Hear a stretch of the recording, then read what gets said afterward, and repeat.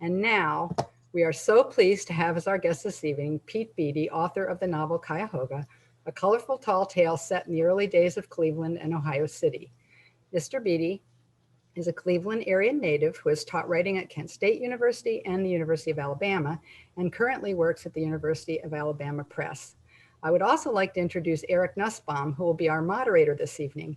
He is the author of Stealing Home, a nonfiction book that actually covers some similar ground as Cuyahoga does. So I think we're in for a very interesting discussion tonight. And now, please give a warm virtual welcome to Pete Beatty and Eric Nussbaum. It's all yours, gentlemen. Thank you. Yeah, thank you, Kathy. Thank you for having us. Pete, thank you for having me. Yeah, Eric, thank you for having you and me together. Yes. All right. So we're going to talk about Cuyahoga. We're going to do this a little bit differently from some of the other Q&As, I think, partly because we know each other very well and we're friends. Yeah. So this book, it's amazing. It's funny. It's poignant. It's right here. I know how hard you worked writing it, and then it took you a long time, and there was a lot of plowing involved. But reading this book, even as somebody who is a little bit behind the scenes of its construction, it feels like it was pulled like whole out of the ground. Like it exists from another era, and it just like was like Back to the Future to us now. And that's something that I admire a lot about it. But I want to talk about how it got that way and its construction, and I'm going to do it through music a little bit. You created a Spotify playlist, which I will post a link to in the chat here, of songs. Let's see if I got this right. There it is in the chat. I don't know if everybody can see that, maybe not. If not, I'll share it later. Related to this book. And so I'm going to go through some of those songs and ask you questions. So we'll just like hit it running. The first song on the playlist is a song by REM called Cuyahoga. Mm-hmm. And it starts with the phrase, "Let's put our heads together and start a new country up." This is a novel about the settlement of the West, about manifest destiny, in a way, the starting of a new country. Do you think that writing a novel is like starting a country? I do, I think both in sort of in good and bad, or in a ways with very different energies. Like, you know, the more, it's the time of year where we have this sort of the Columbus Day discussion, Columbus Day / Indigenous Peoples Day. And the idea that Columbus discovered anything, or really that anyone can discover a place that already exists, is on its surface both completely like laughable and it's kind of cruelly self-centered, but it's honest in a way. Columbus sure thought he was discovering something. And I think, you know, both the kind of the manifest destiny, both the kind of the spirit of it, of, you know, go west, young man, and the idea that you can do some kind of heroic feat of self-expression in the form of a novel are related because they're both kind of BS. They're like, it's, I keep coming back to this line because I think it's like one of the best opening lines of a book of recent memory, which is Bruce Springsteen's memoir, Born to Run, where he says, you know, I'm from this boardwalk town where everything is touched with fraud, including me. So, you know, manifest destiny was always kind of a work in the to use, you know, the pro wrestling thing. It's sort of getting hyped about something, and the same thing is true of novel writing. That, you know, you kind of have to buy into you kind of have to believe your own BS in order for it to be any good. You have to come up for air, hopefully at the end. And I think that's one of the things I'm really proud of, how sort of concrete the sort of historical feel is. And some of that's hard work, but it's hard work kind of at this, like, the phrase that kept popping up in drafts of the book was like theater grease. That there's a great anecdote that I couldn't shoehorn into the book of a traveling troupe of actors from Philadelphia who found themselves in Cleveland in the 1820s, slightly before the action of the book, and were dead broke. So they put on something like straight out of kind of like the Duke and the Dolphin chapters of Huck Finn, which was raising money to get out of town by putting on performances. And the account of it in the sort of old history of Cleveland talks about the thick grease paint that they wore and sort of their, ratty theatrical robes. And that's sort of what I wanted the book to feel, both, I guess, honest, like artistically honest, but also have that a little bit of fraud kind of lurking around the edges. It is a little bit of a performance, not just, obviously it's me performing, but even the characters in the book are performing versions of themselves. And I think that's what's the REM song is great, because it's sort of, it anticipates, or it was really kind of a lodestar for a way to square like the ecological costs of a Cleveland or whatever of an America, which include polluting a river so much that it catches on fire and being unimaginably cruel to native inhabitants, the human ones and the natural ones, under the guise of let's start a new country, let's imagine a new country. And then it has this sort of eerie echo after of like, well, once we've polluted the river so much that it catches on fire, once we've been cruel, once we've made all of these kind of colossal mistakes as people, as settlers, as colonists, how do we deal with them? And for the most part, I think Americans' answer tends to be like, either pretend they didn't happen or make up a story about how they were actually the good guy, which is there's definitely some of that happening in the book. That was a gloomy answer, I feel like, but it came. Your story about the Philadelphia theater troupe reminded me of the Creedence song "Lodi," where they're playing in one town in Central California for years and years.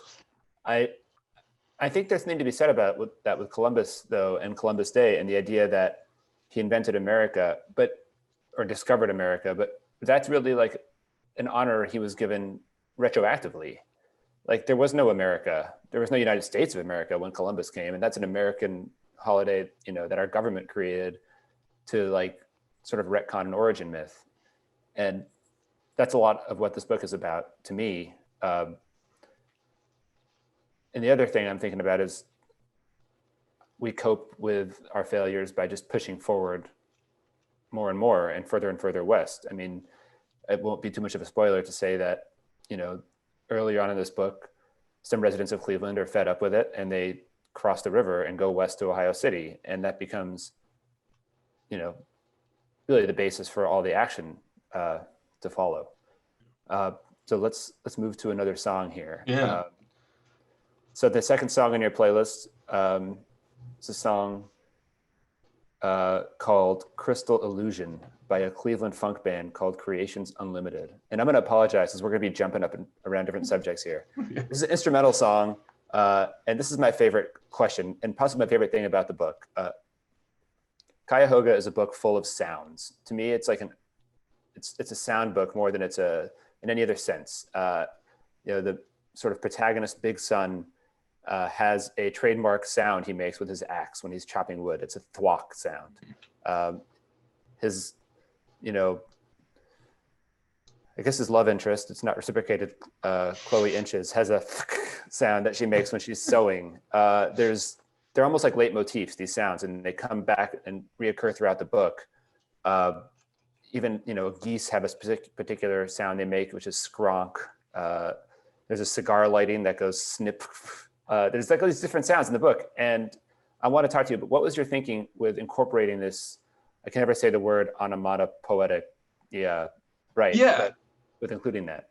the sort of one of the things I struggled with as somebody, I don't have a lot.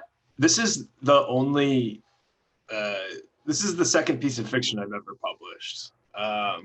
I don't have a lot of the kind of like flight hours I think that a lot of other writers have, where they maybe get reps in practicing just like craft stuff. I'm very much kind of an intuitionist. If I was an elevator inspector, I would be an intuitionist in the metaphor of Colson Whitehead's intuitionist.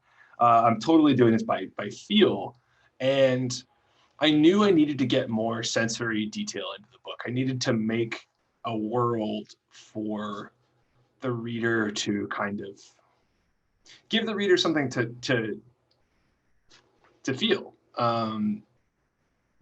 And just sort of trying to do that sheerly through character or dialogue seemed like a big ask. It seemed challenging to me. So vivid sound both spoke to my. I love cartoons. I really love cartoons. I wish I watched cartoons more often, honestly. That's like one of my number one complaints about my quality of life right now, is that I'm not watching enough cartoons. And I wanted to get some of that silliness in there while still kind of like populating this world or sort of fleshing out this world. The literal idea, I can tell you, the germ of the idea comes from an account in, there's a really wonderful book from the 50s that won the Pulitzer Prize. It's a history of the Old Northwest that includes the detail that sort of famous lumberjacks were known by the sound of their axe.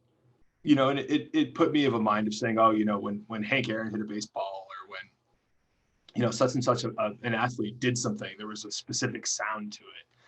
It could be Monica Seles grunting on the tennis court, or that's a 90s throwback, or whoever. And I think it would be really fun to play around with that sound, to get a sound like that for Big Sun. And I will freely confess, I am not an outdoors person. I have not spent a lot of time around axes. I don't know if flock is truly the correct onomatopoeia, but it just felt right when it came out. And then from there, it just had a sort of snowball effect where it was like, I should just put in as much of this stuff as possible, because it's like, I don't know, I've just sort of felt like a way of sort of magpie building a nest, building a little world for the story was picking up these sounds. Because I almost didn't want people to think too much about what stuff looked like. I wanted that to be kind of a province of their imagination, but I did want there to be some sensory details. And I think sound was a good way to do it. And I like it. Again, it's just like the answer at root for why did I do a lot of the stuff in novels, because it was funny, because it amused me. But it does, not to fall back out of that perfectly tidy place to end that question, but like it also felt like I read the Iliad a couple times in the years before I started writing this book, and the thing that struck me about the Iliad and the Odyssey is that a lot of characters, and even just non-playable characters in those stories, have epithets. They have these sort of little set descriptions, a few of them, Achilles of the shining helmet, Hector, breaker of horses, rosy fingered dawn, wine dark sea, that were a place, not just for the reciter to like kind of like, it was just like a chorus for them to say, and like, so they could like catch their breath and then go into the next thing. But I wanted to have some epithetic things, like everybody to have a kind of telltale shtick, I guess, kind of a thing that was associated with them. My only complaint is that I did not come up with a noise for the character dog, or my only regret. He needs a noise.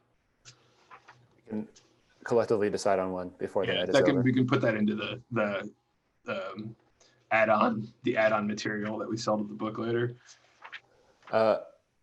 So you talked about all these different characters and having different sounds. Let's talk about the different characters, and the way that I identified them was with work. They had very specific jobs. Every character is identified with their labor. When you read this book, or if you have not read this book yet, you're going to be amazed by the amount of trades and jobs and positions and very specific personalities that go with them. One of the songs on your playlist is Talkin' Hard Work by Guthrie, which is kind of a fantastical song. You know, he talks about holding 125 head of wild horses and riding 14 loco broncos and all this crazy Woody Guthrie stuff that he seems like he's making up, pulling out of the sky. But let's talk a little bit about labor and work in the novel, and sort of going beyond that, the idea that writing is seen in this book as work. Storytelling is repeatedly referred to as like carpentering, embroidering, cooking, all these different labors that stand in for writing. That's a great question, and the Woody Guthrie song is I sort of can't help but one of my favorite moments of sort of like stagecraft as a kid was so there's a little bit of pro wrestling in this book, and one of the things I loved about pro wrestling is that the characters had like these like traits, you know, like there was maybe you guys remember in the 1990s there was a pro wrestler named Erwin R. Shyster, who was an accountant. He was an evil accountant.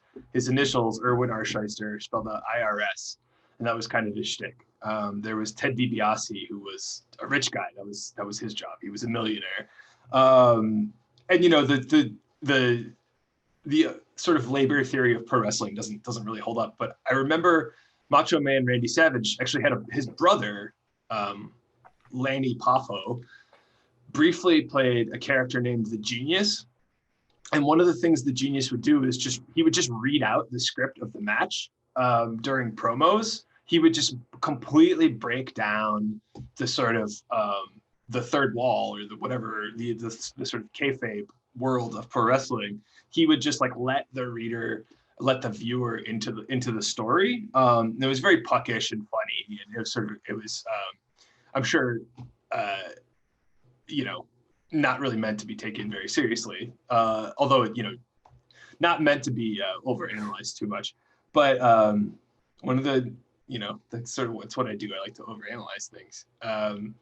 And so this song, the Woody Guthrie song, is kind of a moment where I'm doing the same thing. I basically took this song and rewrote some of the lyrics to write a passage about Chloe, about how hard she works. You know, I wound up, it's unrecognizable. You know, you would have to know that it was there to know that it was this Woody Guthrie thing. But all of these ideas, I think I wanted everybody's job to kind of, I wanted to have it both ways, to have everybody's job sort of like tell some story about them, to do some characterization, where you have a guy who breaks his leg and loses his leg, so he spends the rest of his life fixing things. You have a guy who makes coffins. Chloe, of course, because she's the best character in the book, is just good at everything.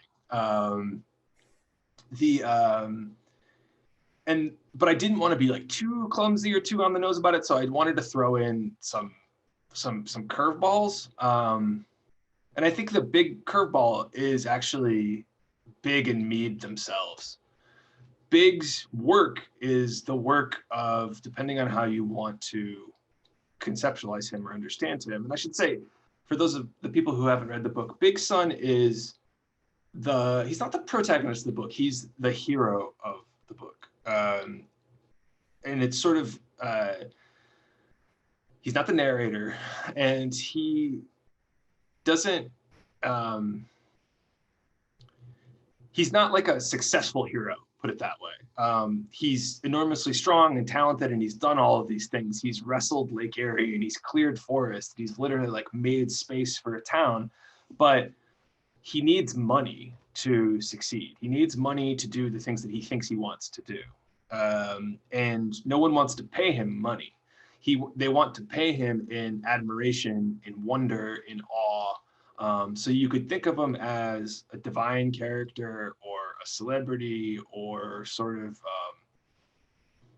an oddity, where he finds his hands empty. He sort of constantly thinking about his empty hands. And that crisis of, what is the monetary worth of the miraculous or the uncanny is kind of, it's my backwards way, I guess, of asking about, like, what do we do with the things that matter that don't have, that aren't valued? And obviously, we're experiencing kind of an ongoing slow crisis of this right now, where some forms of artistic production are valuable, and others aren't. Some forms of work are deemed essential, but not financially essential. Working at a grocery store, could get you called a hero, but I don't think anybody is dropping out of an Ivy League school to go work at a grocery store post-pandemic. So yeah, that's where I think we get these sort of weird, the two central characters, the brothers, Mead and Big, have their jobs are in flux. Whereas Big is seeking to go from being a worker of wonders to just a regular guy, and Mead is seeking to go from being a regular guy to be his brother, basically, to be a wonder worker. My relationship to work, as you might expect, is complicated. I'm definitely somebody who would like to be. I would like to not think about money, but I have some terrible news for you guys who haven't learned this yet. You can't actually do that as a grown-up in the United States in 2020, unless you're very lucky. I mean, that's the lesson Big learns in this book a little bit, or not even learns. He really starts the book with this question of how can you be a grown-up without money? Yeah, how can you be a real boy without money? Yeah. So we will continue. You said that you think that Chloe is the best character in the book. I think that's a fair assessment, but I'm not going to pass judgment on who the best character is. So why don't you tell us a little bit about who Chloe Inches is in this book, and we can talk about Miss Ohio by Gillian Welch. Yes, which is a fantastic song. So one of my terrible fears as a writer is being bad at writing. I think all writers are confronting that to some extent. But I specifically didn't want to be like a bad male writer. I didn't want to write a female character who was unattainable, and that unattainability became the motivation of a male protagonist or protagonists. So I decided to kind of invert the relationship and have Chloe be very much present. She's sort of the foster sister of Big and Mead, but she is very hostile to attempts to possess her, so that it's not a question of no does not mean convince me with Chloe. It actually means no. She is not interested in the literal sort of romance plot offered to her. She's not even interested in the book that she's in. She's trying to get out of the book as hard as she can. She keeps running away. She keeps sort of not cooperating, literally with me, the author, in addition to not cooperating with the characters. And that was the only way I thought I could be I guess like honest. And, you know, I'm not looking for like a pat on the head of like, oh, like you did a good job, you know, despite being, you know, straight and male and having these, you know, kind of dynamics baked into the very nature of your existence, of the way we look at women as objects of desire, how the way that what a woman wants is very often completely subordinated. You know, the Bechdel rule did start as a joke, that, you know, should a story, a movie, a book have two female characters who talk to each other, not about men. I think this book sort of passes it. I'm not sure. There are definitely two female characters, and they do interact. It started as a joke, but I think it resonates with people for a reason. So I, again, was sort of trying to walk this tightrope of not just writing like a boy book full of boys doing boy stuff, but not to try to like sock puppet a female character into being a boy in drag or some kind of, you know, facile and attainable object. And so the way that I did that was to write a really and truly defiant character who also happens to resemble in a lot of ways my wife, who I love and is not here to be painted into corners. Do you think her defiance is her defining feature, Chloe? I think of her unknowability as her defining feature. Her sort of just every time someone puts the question to her of, will you marry this person? Why not? Or why don't you want to do this? Her ultimate answer is kind of like, because it's none of your business. Because it's your misfortune and none of my own. You know, like I want to be the author. And I think I don't want to give the impression that like, oh, you know, stale like girl boss stuff can be kind of retrofitted onto the 1830s, because, you know, I don't know how well received a person like Chloe Inches would have been in the actual 1830s. But that's sort of what's fun about writing a novel, is that you can tell crazy lies in the service of maybe a higher truth, or your truth, one's truth. So Chloe, I mean, one thing Chloe does throughout the book is she disappears. She lives with the Stiles family, which is the family that adopted her, as well as Mead and Big.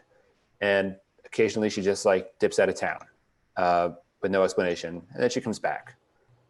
Disappearances are frequent in Cuyahoga in this book. People are always, there's even a word you invent called swarth out. I think it's an invented word for somebody who just like snaps their fingers and is gone, usually leaving some debt behind him. This was a time in America when like you could do that. You could actually disappear. People weren't as connected, obviously, as they are now. The country was a big old place that wasn't very full, especially if you're a white person trying to get away. The idea of disappearing and reinventing oneself kind of recurs as a theme or motif or whatever in this book. Was that on your mind as you were writing? And is there one disappearance in the book that to you is the most meaningful? Yeah, that's a really great sort of observation. Swarth out is made up, I think.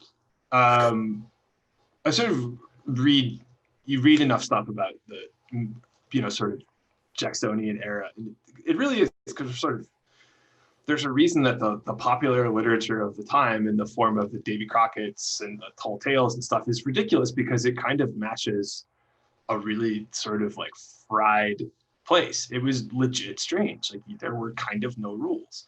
And, you know, I kept coming across references to how unreliable teachers were.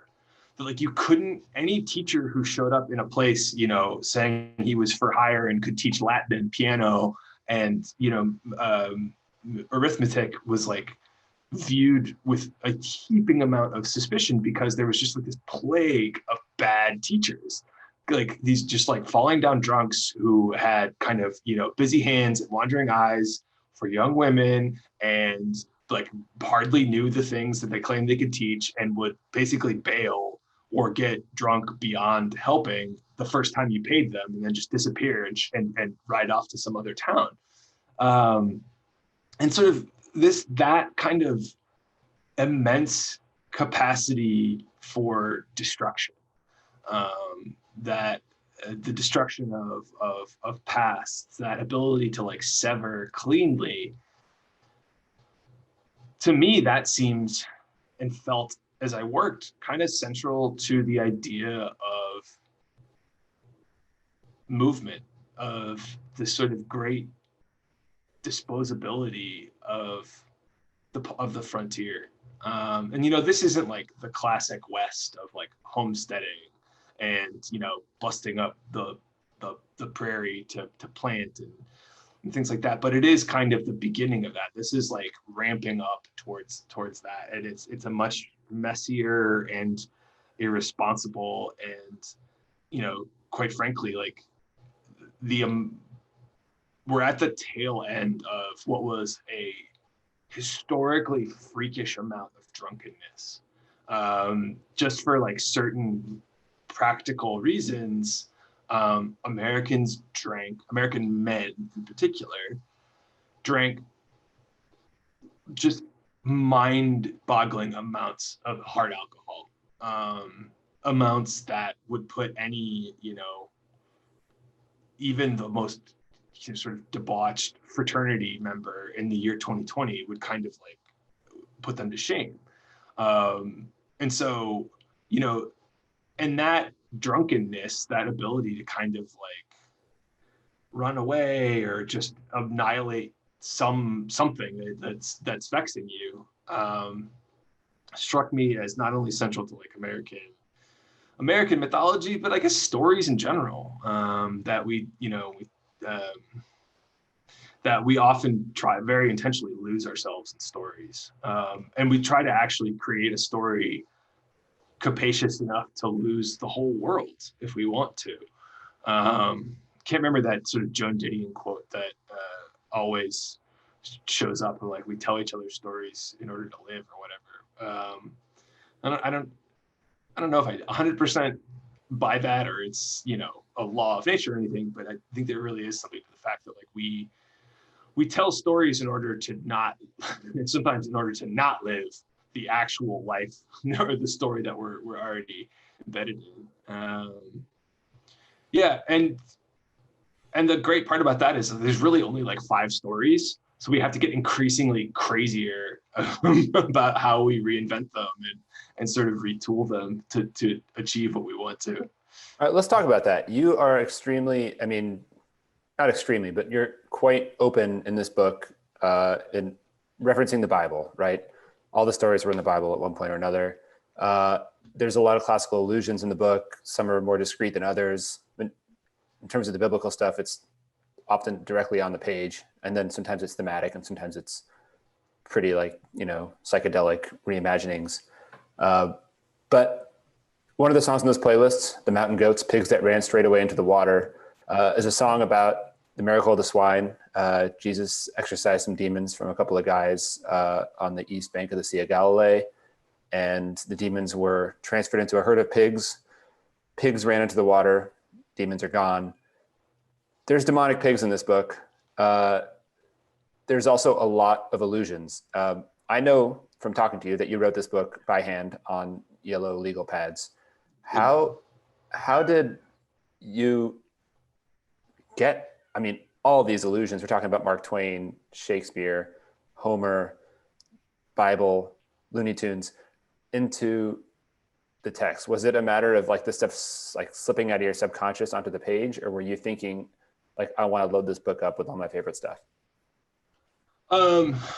It's really, I wish I had like an articulate answer of, you know, I wanted to do this, I wanted to do that. A lot of it is really just kind of an accident of proximity. There are these flowers that are, they might actually be weeds. I don't know. There's no, a weed is just something that's growing that you didn't want there, that have been growing here in the fall in Tuscaloosa called spider lilies that are awesome. They're really cool looking. And they have this tendency because of like, I guess the way that the seeds grow, they grow in these long, seemingly planned lines. Like they really look, and they have this sort of like big, kind of like reddish orange color that's very distinct. And they grow in these long lines, and it's obviously just the wind that spreads them. But it looks like the footprints of some weird, fairy or, woodland sprite when it pops up. And that's, I think, kind of how I think of a lot of the allegory, the kind of references in the book and in writing, is that it's kind of an accident of time and proximity and exposure, where sometimes when you are using a camera and you don't really know how to use it and you point it the wrong way or you move it a little bit, you get these weird little accidents of underexposure or overexposure. Or, when you are, the classic story I think about the band The Kinks is that the way the guitar sound on You Really Got Me is the way that it is that Dave Davies stabbed his amp with a with a little penknife, and the result was this sort of sound. And I think that's kind of, Mark Twain got in there because I read Huck Finn and I read a couple other Mark Twain books while I was writing the book. Looney Tunes showed up because I was thinking about Looney Tunes after I got started. And I didn't set out to make this book explicitly a kind of reinterpolation of Cain and Abel and Jacob and Esau, and a fair amount of the Gospels too. I didn't set out to do that stuff. It's just sort of like once the framework kind of got roughed out and I had a pattern of two brothers, I was like, oh, well, this reminds me of that. And I started to try to combine it. And then I guess the answer for, I really do think of the work of writing kind of as this, it's a kind of theft. It's not like a criminal theft, but it's sort of the picking up little things that resonate for you, that seem like, when I travel around, back when you were allowed to do that, I have this tendency of bringing back rocks from places, just picking up rocks that look cool, brushing them off, slipping in my bag. And then, so just have this bowl full of rocks. I have no idea. Some of them I mark just in case I want to know where it's from. But, there's some rocks in this bowl over here. Like some of them are from the Olympic Peninsula and some of them are from Mexico and some of them are from Cleveland, and I just sort of like taking things that sort of have a harmonic frequency and putting them into the mix and seeing what happens when they start to bounce off one another. And I think it just seems easier than trying to give this idea that like you've created something new, wholly new, than just to kind of lean into the fact that there are always going to be rhymes and echoes of any story you write that has people in it. So you might as well like take the really good rhymes and echoes and see if you can't, add some interesting texture to your work. All right. Speaking of rhymes, last song, last question, and then we're going to take some audience questions. Bone Thugs and Harmony, Thuggish Ruggish Bone, final song on your playlist. It is a song about Cleveland pride. It's a somewhat, angry song. Not really like angry, like joyously angry. And to me, it's the song that represents Dog, the whiskey grocer in this book, and, the purveyor of all the drunkenness you were speaking of earlier. There's a scene in this book where Meade comes upon Dog, and Dog is writing, scribbling away. I'm going to read it. I found Dog at work that would be morbid in anyone else, writing his epitaph. The Congress had not yet sat. Folks was trickling in and washing up their minds with drink before serious talk.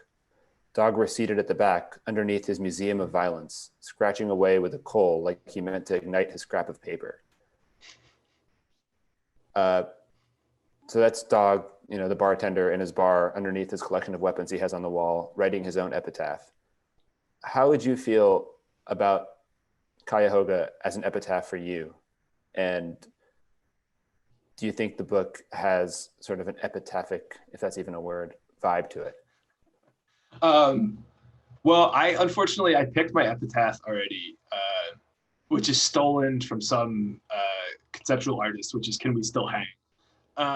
So Cuyahoga will have to go. Well, somebody else can have that. I do really think though it's a very astute question. Like I do think of a story when you write a story about someone or something, you kill them. You kind of, you don't literally kill them, but you sort of like trap a little bit of them in the in the story, and you change them, and you change yourself, you change the people who read the story. So I think there's a part in where when Mead is writing the almanac full of his brother's feats, where he talks about how he kind of thinks of the almanac and the stories as a coffin, because they are kind of, the stories that people bring him start getting weirder and weirder and weirder, and they involve Big Son sort of dying in these outlandish ways. And he starts to reflect on that. So I do think there is kind of a way in which every story is sort of a death, a bit of a death. And the dog is actually the roots of the dog character, who's really fun. It's a character I really enjoyed writing. And at first was kind of like the bad guy, and then became more of kind of a, I wouldn't say comic relief, but he's very important in the plot. But he's sort of he's such a rapscallion that that you sort of you wind up liking him a little bit. I got the inspiration for Dog from an actual tombstone in Erie Street Cemetery, which is in downtown Cleveland. This guy who was a tavern keeper and a very, very early settler of Cleveland, when Cleveland was plagued with really, really bad malaria. His epitaph just says, "Others fled, he remained," which, to sort of like, to literally put that on your gravestone is, one, it's very petty.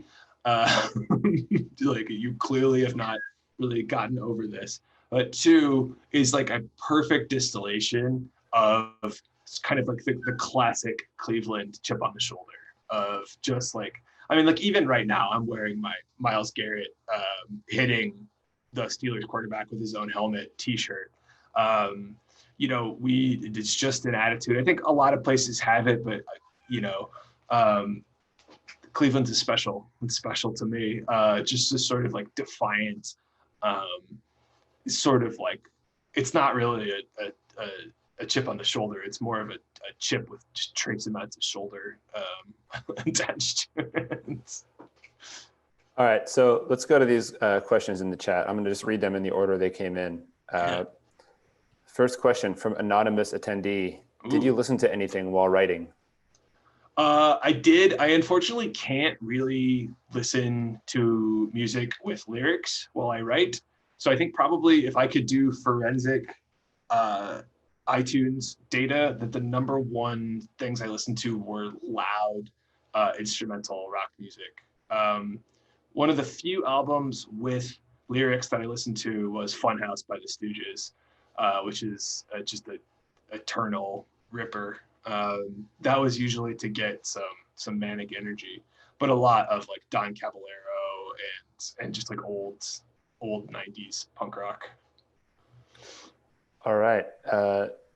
Next, did you listen to any of the songs on your playlist while writing? Or like in the time when you weren't writing but you were percolating? Yes, there was some percolating. Like the Minutemen, great for that.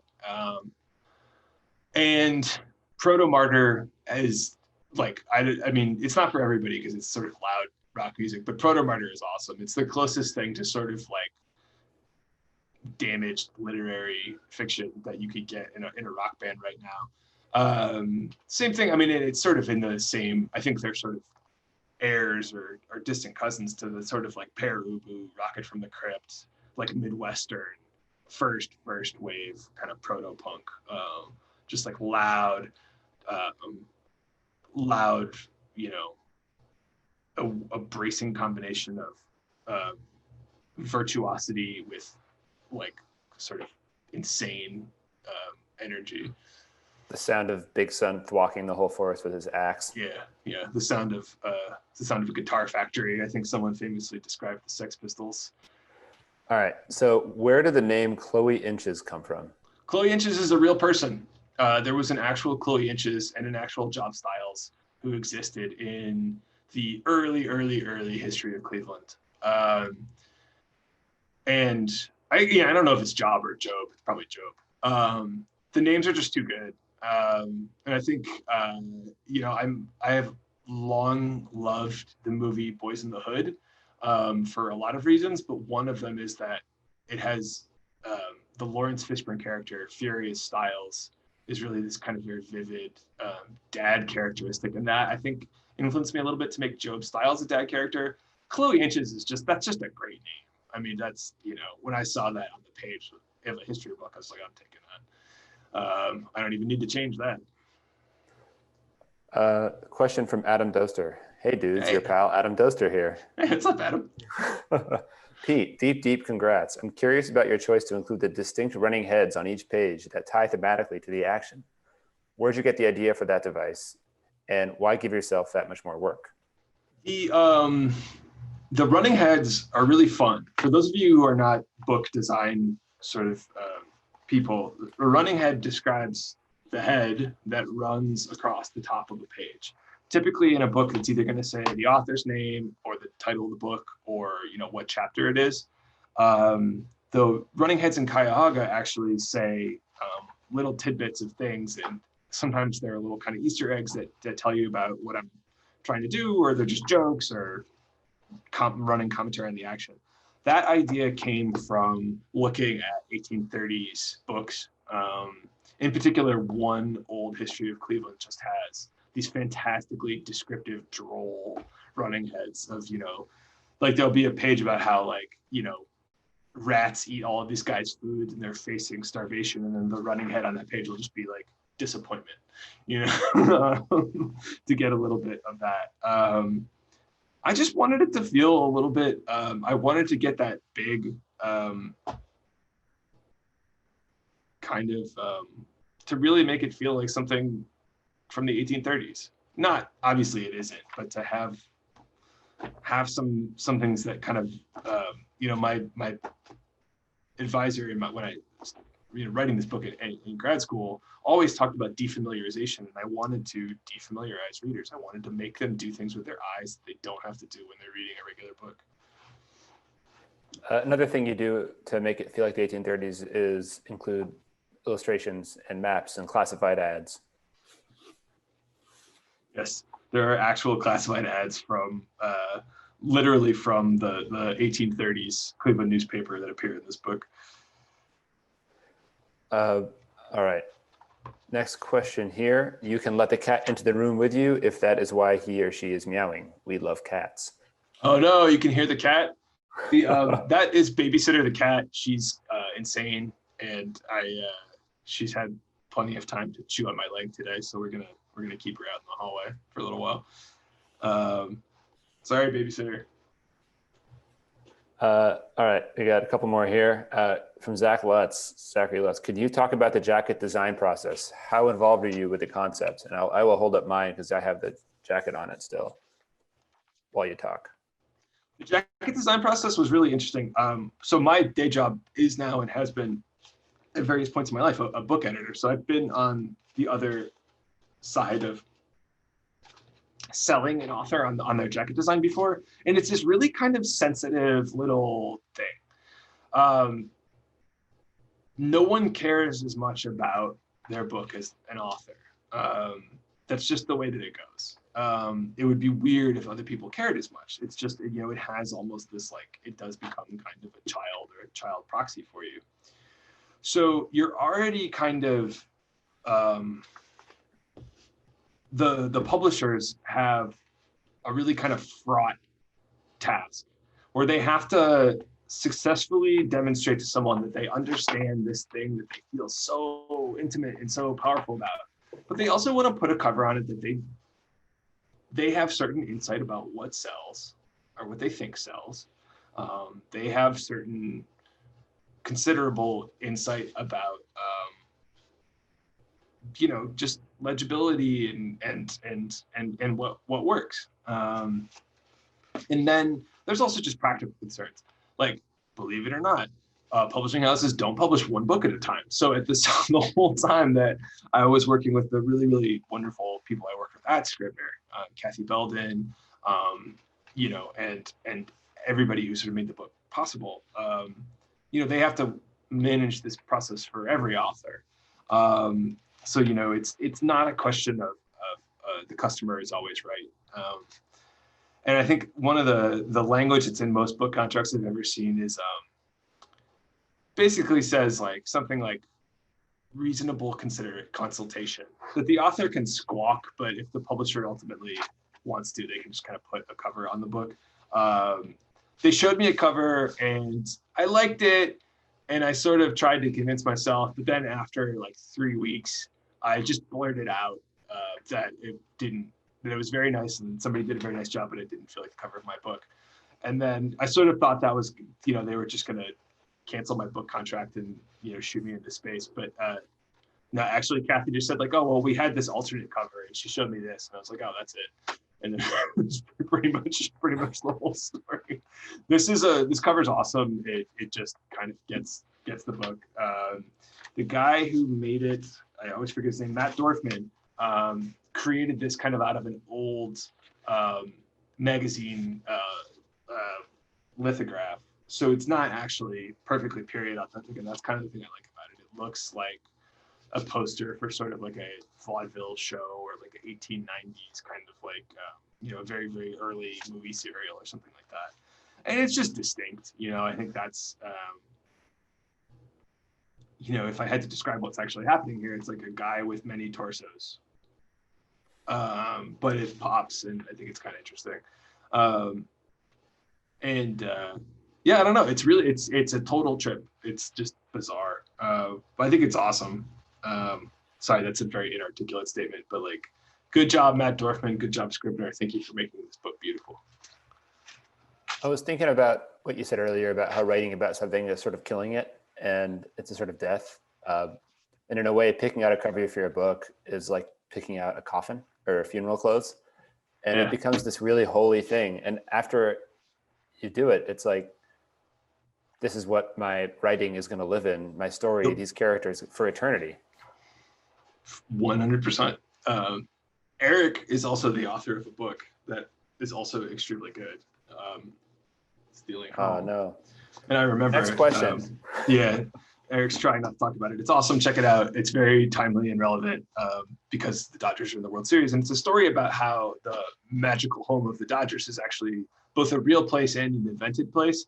But I remember talking to you at the time that you were going through your cover stuff, and it really is kind of like, it's like saying goodbye to this thing, because it's like the writing process can be really miserable and literally immiserating and stressful, but it's like, it's your sadness and you're so invested in it. It's like this big messy thing that has like defined what you're doing. But then once like concrete ideas like putting a cover on it and having a release date start to happen, you're just like, oh, so I have to stop doing this. So and you have to like wrapping your whole self up and like putting it in a box for the world. Like, all right, so we have one last question from Tim Beatty. Hey. Show the T-shirt again, please. This is my Miles Garrett hitting Mason Rudolph T-shirt with some reference to the seminal Pantera album "Vulgar Display of Power." I feel a little bit sheepish wearing this because the Browns got smoked by the Steelers last week, but like to tie it back to something we were talking about earlier in the discussion, like the whole point of stories, which make them up to black out the things we would rather not think about. So in my mind, the Browns did not lose 30 million to 0 last week. They actually are just cruising into week 7. In some alternate universe, in 100 years, somebody's going to write a novel about Johnny Manziel, leading the Browns to multiple Super Bowls. Exactly. That poor guy. All right. Spirit of the times, man. That's what he Yep, was. he was very much a folk hero in his sort of bent way. So we are done. Thank you all for watching, for hanging out with us. Pete, thank you for your generous time and your answers. Thank you, Eric, for hosting, and thanks to everybody at the Hudson Library. Please do check out The Learned Owl if you're interested in a copy. But in the meantime, thanks for spending part of your Wednesday night with me. Let's go Dodgers. Thank you, Eric, and thank you, Pete. It was really a great, very interesting hour. We appreciate you taking your time to be with us. Thank you to all our patrons who are listening, and we hope we'll see you again at our next program. Good night, everybody.